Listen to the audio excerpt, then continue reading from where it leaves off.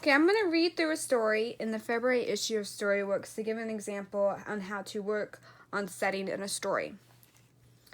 The first page, the title page, the big one. No one understands why Joe loves fishing so much until one day he catches. So looking at the picture I see maybe a boy and his family fishing. So maybe like a boys trip. So I'm guessing maybe it's ice. So maybe like a frozen lake is where they're at. Or a pond, something frozen over. Based off like the background and my background knowledge, I know that people usually go fishing in the morning, early in the morning and during the day. So it's not really bright outside and there's a lot of clouds. So maybe it's morning time.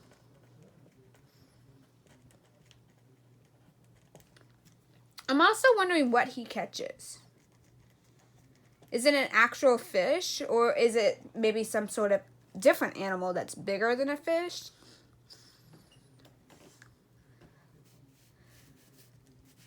On to the story. Why do I love fishing so much? Most people think it's boring. You don't really do much. You just wait.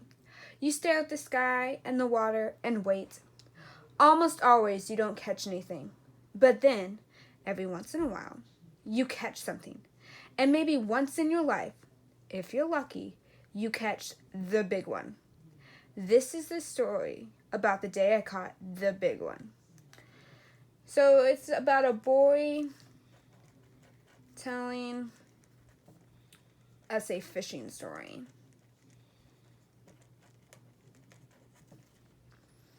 It's not like I come from a fishing family or anything. But one day, last year, my dad's friend Steve took us fishing on his boat. So I'm circling boat and I'm doing place. They're on a boat somewhere in a lake or a pond or fishing. After 10 minutes, I caught a huge bluefish. Beginner's luck, grumbled my brother Jack. He was right, but I didn't care. From that moment on, I loved fishing. No one else caught anything the whole day. This is so boring, said Jack. I want to like fishing, but I just can't pull it off, said my dad. It's getting late, said my mom. So it sounds like no one else likes fishing. Just Joe.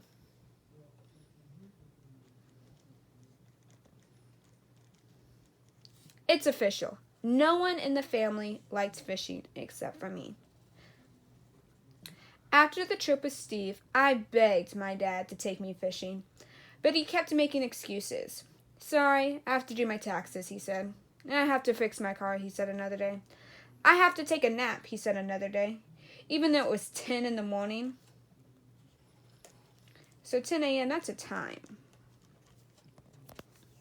Then my mom told me about a fishing club at the YMCA. So I know YMCA is a place. It's a location. So that's part of a setting. So maybe that's where the rest of the story will take place. You get to be with the other people who love fishing as much as you do, she said. It sounds awesome, I said, and it was awesome. We went to oceans, lakes, rivers, brooks, streams. You named it, we fished it. After each fishing trip, my parents would ask me all about it and try and be interested. So ocean, lakes, rivers, brooks, streams, they're all places that Joe has fished or will go fishing. Billy's line got tangled, I would explain, and then Nicole's bait box spilled and there were worms all over the place. Wow, said Mom. Gee, said Dad. They just didn't get it. No one really gets it except for other fishermen and fisherwomen. Then, during the midwinter meeting of our group. So again, I'm going to circle midwinter because that's a time. Now we know it's during winter time.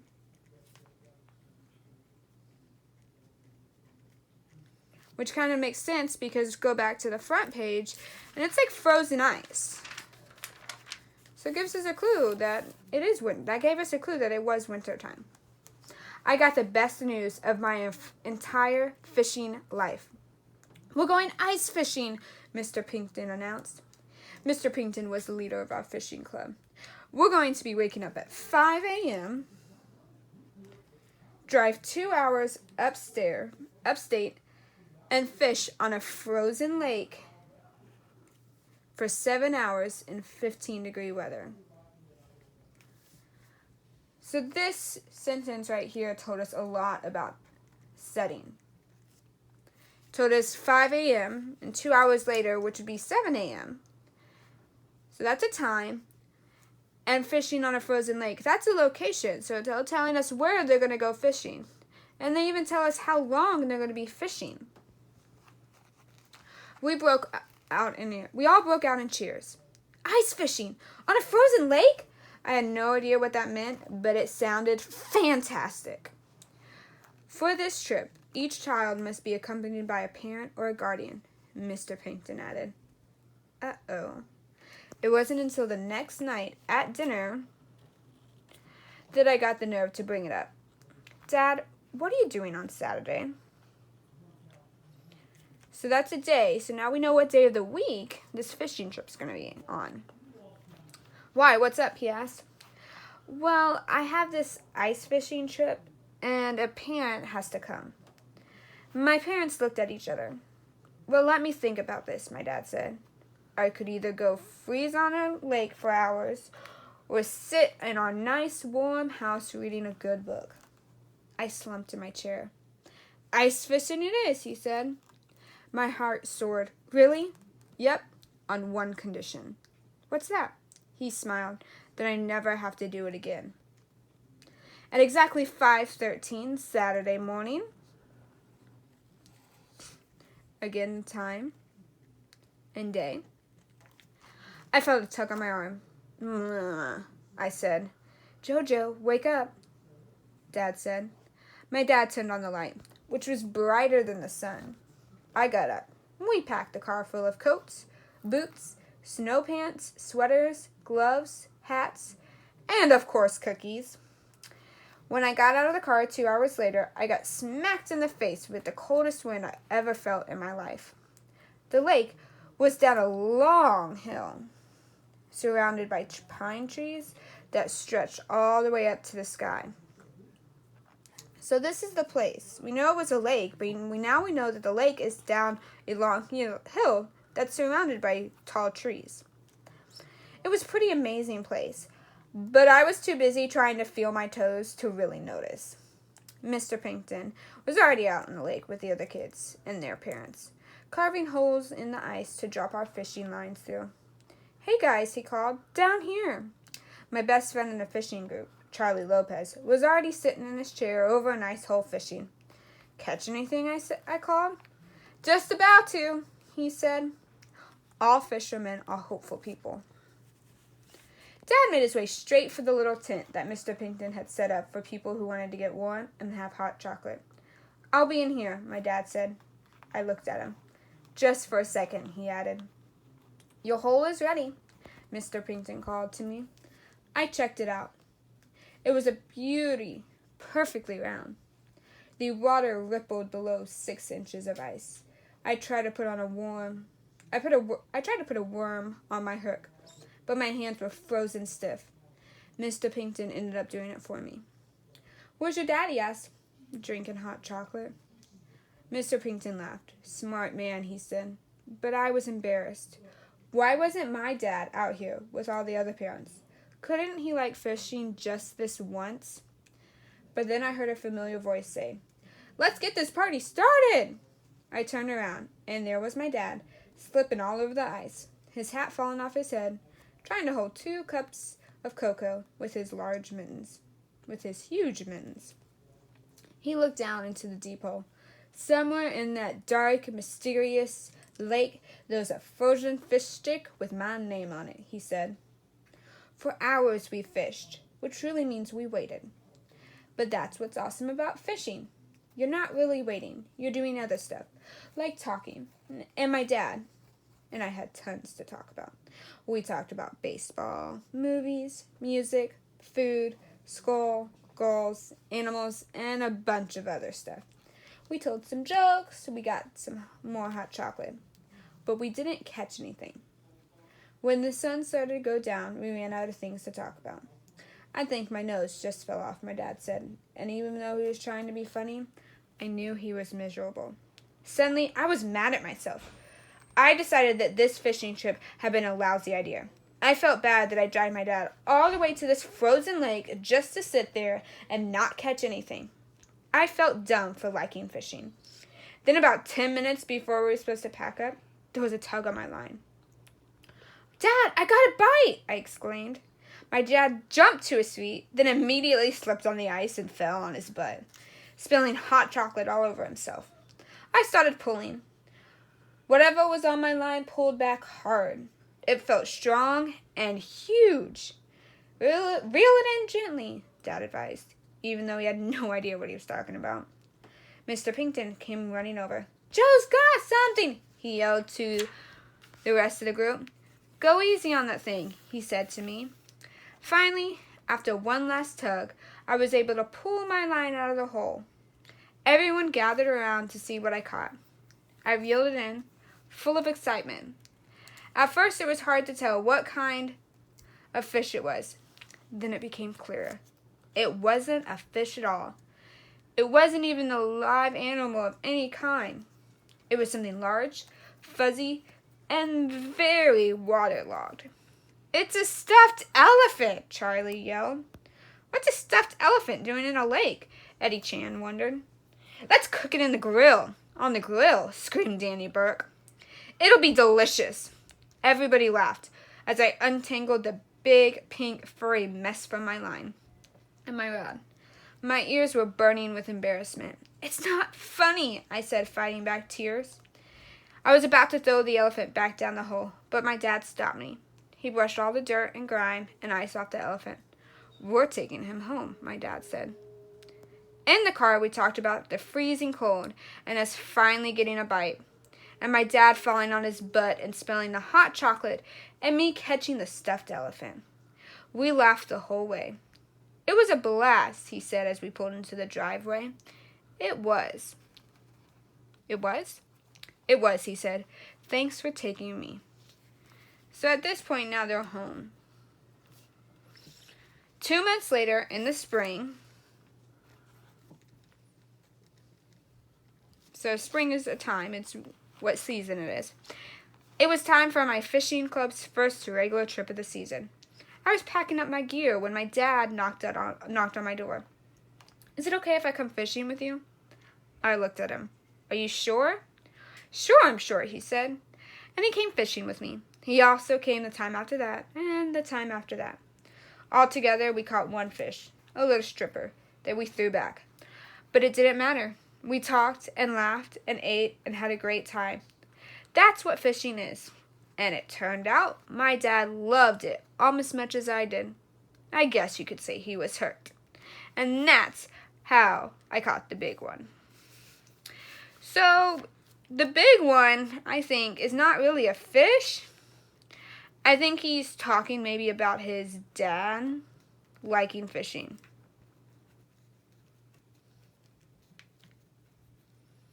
That he's able to get his dad to like fishing almost as much as he did.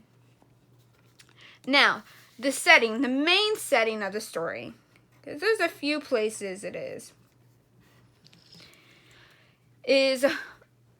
during winter.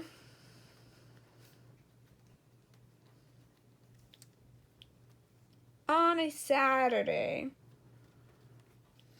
And they basically spend most of the day at it. So it's like all day long. And they're at a frozen lake. And if we look back, they're not just at a frozen lake. They're at a frozen lake at the bottom of a hill.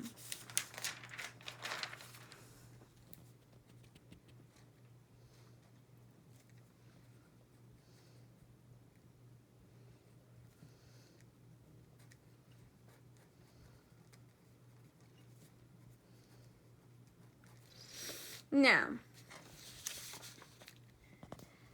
This story has a worksheet understanding setting that goes with it.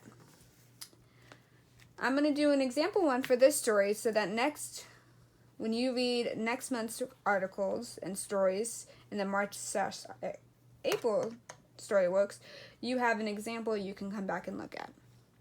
So the first question is, look at the illustrations on page 10. What does it tell you about the main setting of the story? So we already looked at the first page, and we said, kind of looks like this is Frozen. So if right here, if you looked at it, that maybe it's the hole that Joe is given to go fishing at. So they're on the frozen lake. So it's the fishing hole on an ice lake that Joe used to fish.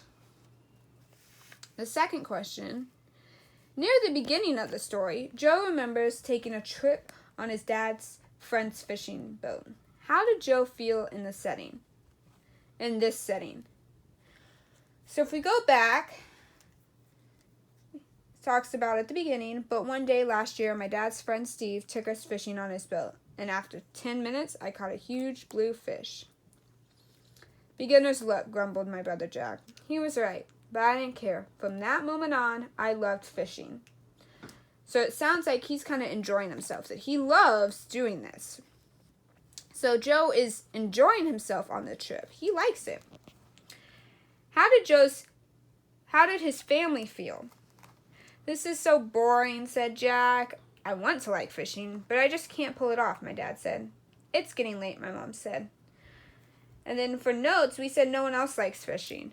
So it kind of sounds like they're not enjoying themselves. They're not having a good time on this trip, so they don't like fishing. So the family does not like or enjoy the trip. Question 3. Using details from the story, describe where the ice fishing trip takes place. Why is Joe worried about the dad in this setting? So we go back on page 2, on the second page, which is page 12. And we go back to when we say, in my notes, I put place, down here, place. The lake was down a long hill, surrounded by pine trees that stretched all the way up to the sky. So they're on this frozen lake. So at a lake, which is down a long hill, surrounded by pine trees.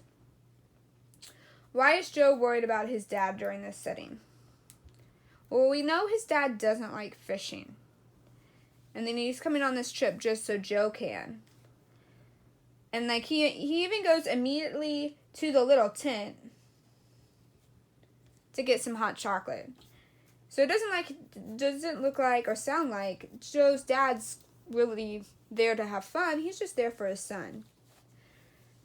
So I think he's kind of worried that his dad's not going to like fishing or want to take part of the fishing. He even says, why can't my dad be out here like the other parents? Why doesn't he like fishing just once? So he wants him to be out there with them. And the last question, how does Joe's dad feel about fishing changing the setting? In this setting. So at first we know his dad doesn't like fishing at all. And he kind of goes on this trip just for his son.